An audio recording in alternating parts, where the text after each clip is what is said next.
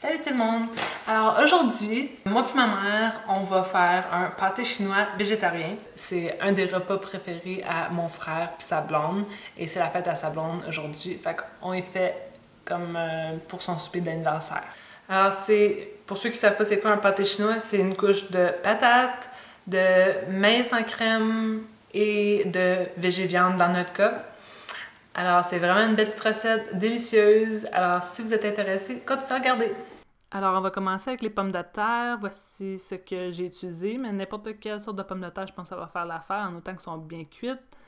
Alors, on va commencer par les peler et aussi les laver.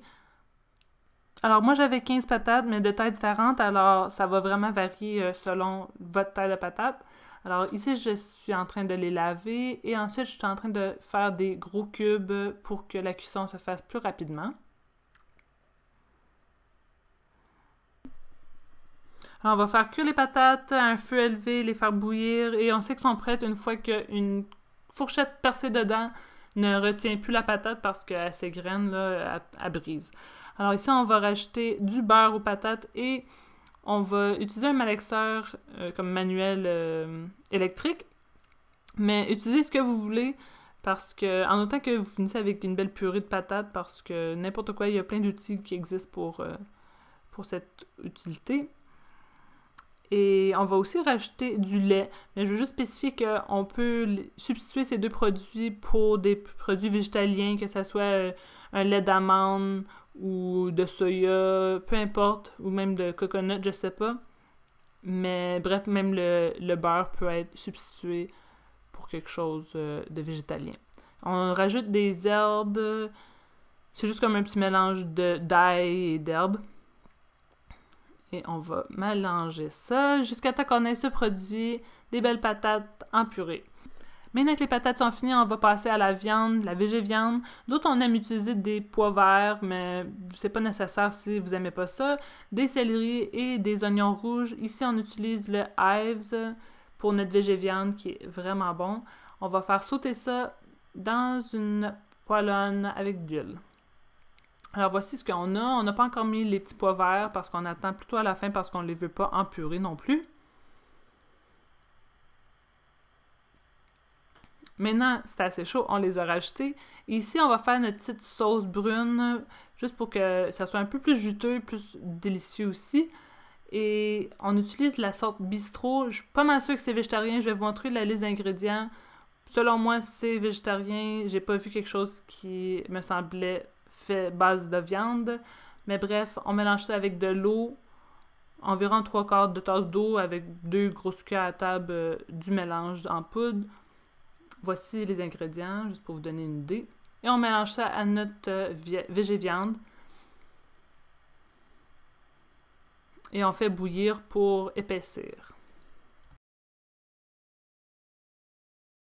Alors voici ce que ce mélange a de l'air une fois que le tout est épaissi.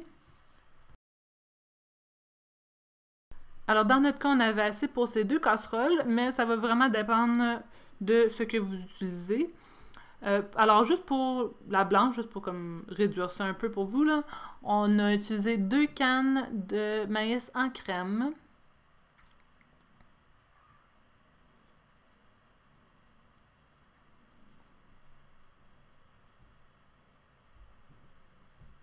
Et pour placer les patates ensuite, il faut vraiment y aller délicatement parce que les patates, ils pèsent plus que le reste du mélange. Alors, on peut pas juste faire un gros moton dans le milieu puis essayer d'éparpiller ça. Il faut vraiment prendre son temps et l'étaler peu à peu.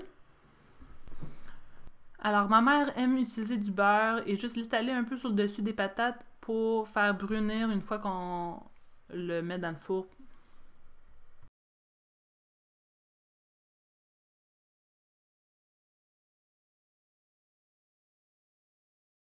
Alors, vu que tous les éléments sont déjà cuits, on peut le manger comme ça, mais nous, on aime le mettre dans le four un petit peu pour, comme j'ai dit, brunir le dessus et juste griller un peu, là.